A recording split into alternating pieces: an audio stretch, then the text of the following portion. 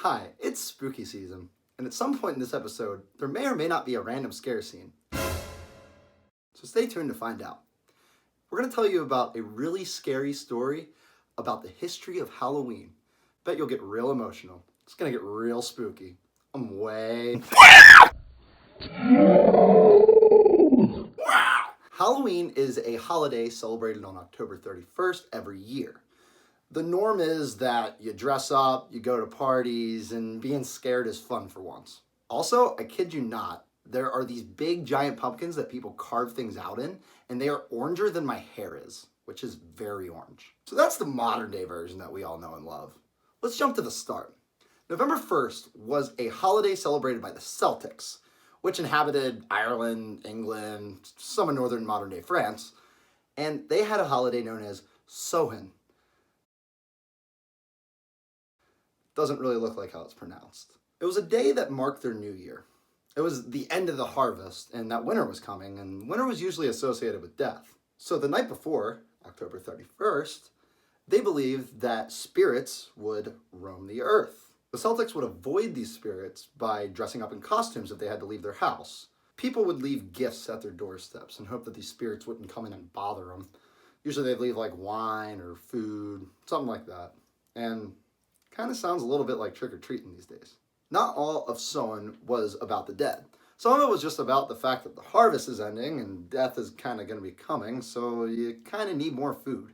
As Christianity started to expand outward through Europe and moved into the area where the Celts used to inhabit, there would be a lot of changes. The day All Martyrs' Day was May 13th, but was later changed to November 1st, and it was remade into something called All Saints' Day, which also was called All-Hallows Day.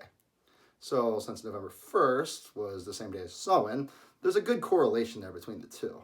And if you didn't really think about it, All-Hallows Day being November 1st means that November 31st was All-Hallows Eve. Ring a bell? Some of the Celtic traditions stayed in place, but Christianity kind of tried to take it over, but it still was themed around spirits and costumes. As people moved across the Atlantic, so did the traditions that they had before with them. Now, New England wasn't really big on Halloween, but southern colonies were. So at the minimum, the tradition was now in the New World. During the 1800s, America took in a bunch of new immigrants, a lot coming from Ireland, which, as you may have noticed, Celtics inhabited Ireland.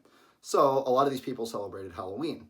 So when coming here, they brought their traditions along with them. By the late 1800s, there was a push to make the holiday more community-oriented and less about spooky, scary things.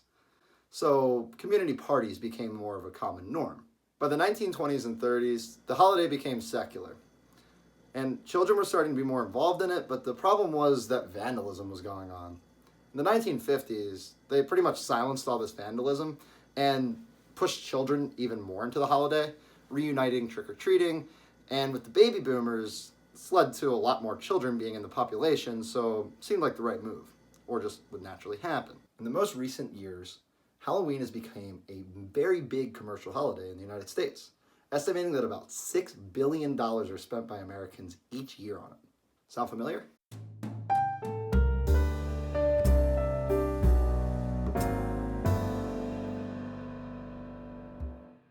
Also, if you've ever been to a Halloween party, there might be apples involved, like apple bobbing.